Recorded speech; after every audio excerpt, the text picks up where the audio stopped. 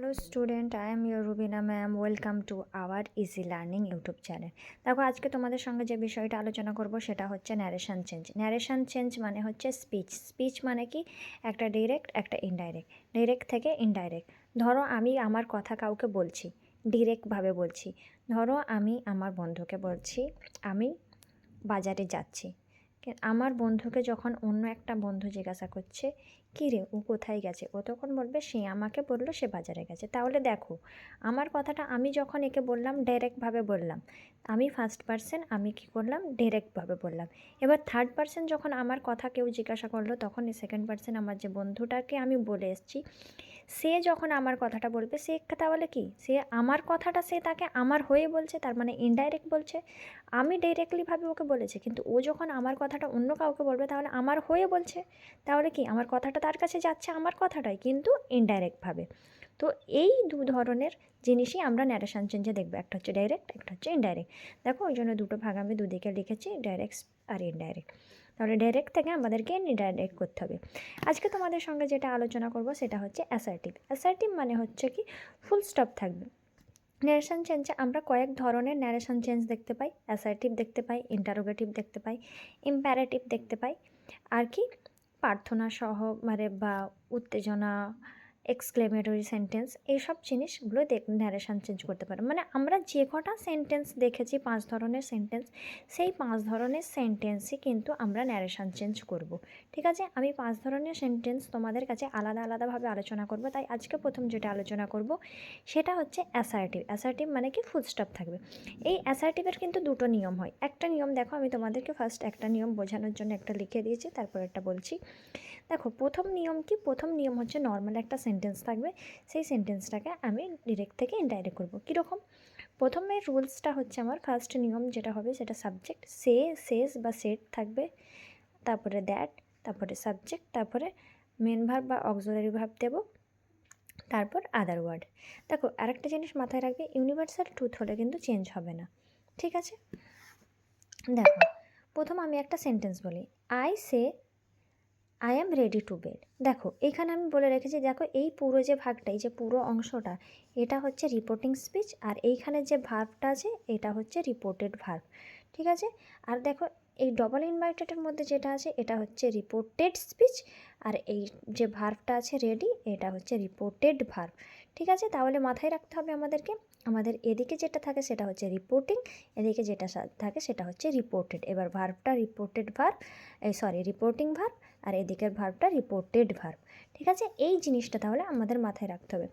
তাহলে দেখো, এবার ন্যারেশন চেঞ্জের ক্ষেত্রে আমাদের আরেকটা জিনিস যেটা মাথায় রাখতে হবে, যে কে কাকে বলছে, কার হয়ে আমি এখানে বলবো, সেটা আমাদের মাথায় রাখতে হবে। তাহলে এখানে দেখো, I say I am ready to bed, আমি বলছি আমি বিছানায় যাওয়ার জন্য তৈরি।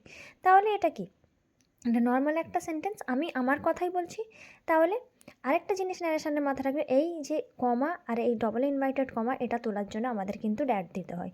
তাহলে আমাদের নিয়ম কি, সাবজেক্ট দেবো প্রথম, তারপরে কি সে যেটা থাকবে সেটা বসে যাবে, সে, আই সে, ডবল ইনভার্টেড আর কমা তোলার জন্য আমরা কি করলাম, দ্যাট দিলাম।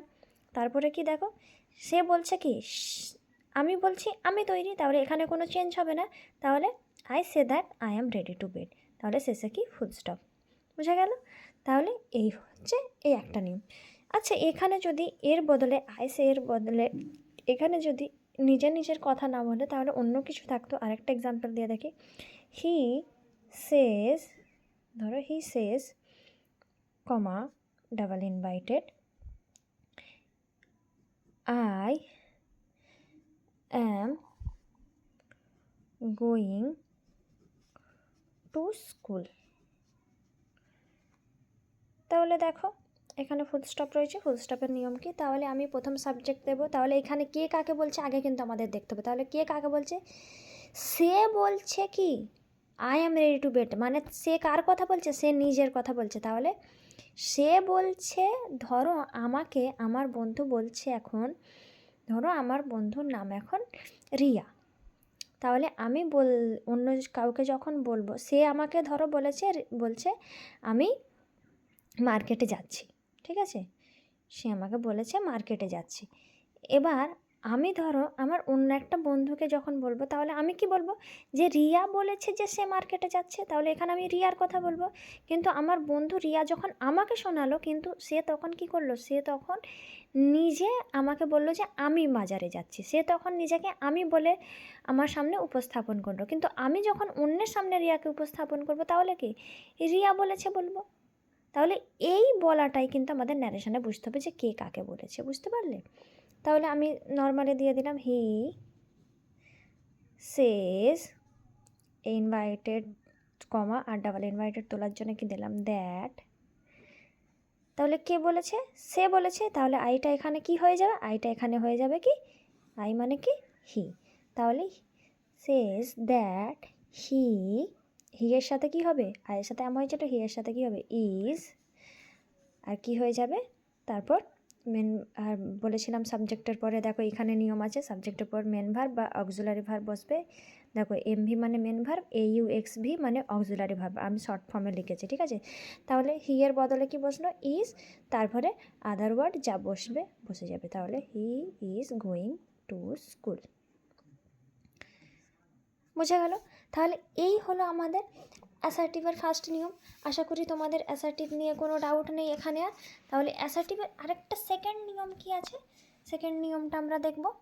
চলো সেকেন্ড নিয়মটা কি, সেকেন্ড নিয়মটা একই, খালি আমাদেরকে কি মনে রাখতে হবে, দেখো এখানে যদি সে টু থাকে, একটা টু থাকবে, দেখো এইখানে কিন্তু সে, সেজ আর সেড তিনটে ছিল, তাহলে এখানে সে টু থাকলে আমরা কি লিখবো টেল, সেজ টু থাকলে টেলস। দেখো আমি তীর চিহ্ন করে দিই যাতে তোমাদের বুঝতে না অসুবিধা, এখানে 2 দাগ দিয়ে দিই, ওটা 1 নম্বর নিয়ম ছিল, এটা 2 নম্বর নিয়ম। আর সেট টু থাকলে কি হবে টোল্ড। তাহলে এই টুকু শুধু চেঞ্জ হবে, বাকি কিন্তু পুরোটা একই থাকবে। যেমন একটা এক্সাম্পলের সাহায্যে আমরা বুঝে নিই। তাহলে আমি একটা ধরো একটা এক্সাম্পল দিই, ছোট্ট একটা এক্সাম্পল দিই, ঠিক আছে। হি says to me, comma, double invited, I have no paper, ঠিক আছে, ফুল স্টপ। তাহলে দেখো এখানে এক্সাম্পলটা কি দাঁড়াচ্ছে, হি সেজ টু মি, সে আমাকে বলল, আই হ্যাভ নো পেপার, আমার কাছে পেপার নেই। তাহলে সে আমাকে বলছে তার কাছে পেপার নেই, তাহলে সে আমাকে কি বলছে, সে আমাকে বলছে তার কাছে পেপার নেই। তাহলে মাথায় রাখতে হবে, দেখো এই সেজ টু এর বদলে আমরা কি লিখব, টেলস লিখব। এইটা আমাদের কি, এইটা আমাদের হচ্ছে রিপোর্টিং ভার্ব। আর এই দিকে এই হ্যাভ নো পেপার, তাহলে এখানে কিন্তু এটা হচ্ছে আমাদের রিপোর্টেড স্পিচ পুরোটা, I have no paper reported speech এটা, আর এটা হচ্ছে রিপোর্টিং স্পিচ। তাহলে এটা ডাইরেক্ট সে আমাকে বলছে। এবার আমি যখন এটাকে ইনডাইরেক্ট করবো, কীরকম করবো দেখো, তাহলে হি সেজ টু এর বদলে কি দেব টেলস, তারপরে কি আছে মি বসে যাবে, তারপরে এই ইন কমা আর ডাবল ইনভাইটেড কমা তোলার জন্য কি দেব দ্যাট। তাহলে সে আমাকে বলেছে যে তার কাছে পেপার নেই, তাহলে এই আইটা কি, এই আইটা হচ্ছে আমাদের হি, ঠিক আছে। তাহলে এই আইটা হচ্ছে হি, তাহলে কি লিখব হি, এখানে হ্যাভ আছে, এই হ্যাভটা কি হয়ে যাবে, তাহলে এখানে এই হ্যাভটা এখানে হয়ে যাবে হ্যাজ, হি হ্যাজ, তারপরে কি নো পেপার। বোঝা গেল? তাহলে হি হ্যাজ নো পেপার। তাহলে কিভাবে হলো বোঝা গেল সেন্টেন্সটা আমাদের। তারপরে আরেকটা এক্সাম্পল দিই আমি, যদি এইখানে আরেকটা এক্সাম্পল দেওয়ার দরকার নেই, আমি এই এক্সাম্পল থেকেই বুঝিয়ে দিচ্ছি। যদি এখানে সেজ টুর বদলে সেড টু থাকতো, যদি সেজ টুর বদলে সেড টু থাকতো, তাহলে আমি কি করতাম, দেখো সে আর সেজ মানে হচ্ছে প্রেজেন্ট, ঠিক আছে, কিন্তু সেড মানেই কি হয়ে যাচ্ছে পাস্ট। তাহলে সেডের জন্য এখানে দেখো টোল্ড হয়ে যাচ্ছে, তাহলে এইখানে এক্সাম্পল তখন আমি কি লিখতাম, তাহলে হি টোল্ড মি দ্যাট, তাহলে কি এই হ্যাভটার বদলে কিন্তু আমি তখন হ্যাড ইউজ করতাম। তাহলে হি হ্যাড, তারপর নো পেপার, যা আছে বসে যেত। বোঝা গেল কেন হ্যাড ইউজ করলাম? কারণ এখানে এই সেড টুটা হচ্ছে পাস্ট, আর ওই জন্য এই দিকটা করতে হবে আমাদের পাস্ট। তাহলে মনে রাখতে হবে টেন্স দিয়ে আমরা কিভাবে করব। তাহলে টেন্স অনুযায়ীও আমরা কিন্তু এই দিক আর ওই দিক মেনটেন করব। যখন দেখব এটা প্রেজেন্টে আছে তখন এই দিকটা প্রেজেন্ট করতে হবে, যখন দেখব পাস্ট আছে আমাকে এই দিকটা কিন্তু ইনডাইরেক্ট করার সময় পাস্ট করতে হবে। তাহলে মাথায় থাকবে। তাহলে আজকে আমাদের অ্যাসার্টিভের 1 নম্বর আর 2 নম্বর নিয়ম হয়ে গেল। এটা হচ্ছে 1 নম্বর নিয়ম, এটা হচ্ছে 2 নম্বর নিয়ম। আশা করি তোমাদের এই নিয়ে কোনো ডাউট নেই। যদি তোমাদের কোনো ডাউট থেকে থাকে তোমরা কিন্তু অবশ্যই আমাকে কমেন্ট সেকশানে জানাবে, এবং তোমরা কিন্তু চাইলে এটার একটা স্ক্রিনশটও নিয়ে নিতে পারো। আর খাতা পেন থাকলে খাতায় যদি লিখতে থাকো তাহলে তো অতি অবশ্যই অনেকই ভালো। খাতায় লিখলে কি হবে, তোমাদের মাথাতে থাকবে আর তোমরা পরে চাইলে খাতাতে দেখতে পারবে। আর ফোনে থাকলে কি হয়, ফোনে থাকলে আমরা ভাবি যে ফোনে দেখে নেব, কিন্তু ফোনে থাকলে ফোনে কিন্তু জমেই রয়ে যায়। তাহলে আজকে ন্যারেশন চেঞ্জে তোমাদের ফার্স্ট পার্ট আমি করালাম। এর পরের পার্টগুলো ইন্টারোগেটিভ, ইম্পারেটিভ, এক্সক্লেমেটরি, ওই পার্টগুলোও কিন্তু আমি খুব শীঘ্রই নিয়ে আসবো। আজকে এই পর্যন্তই। আগামী ভিডিওয় তোমাদের সাথে আবার দেখা হবে।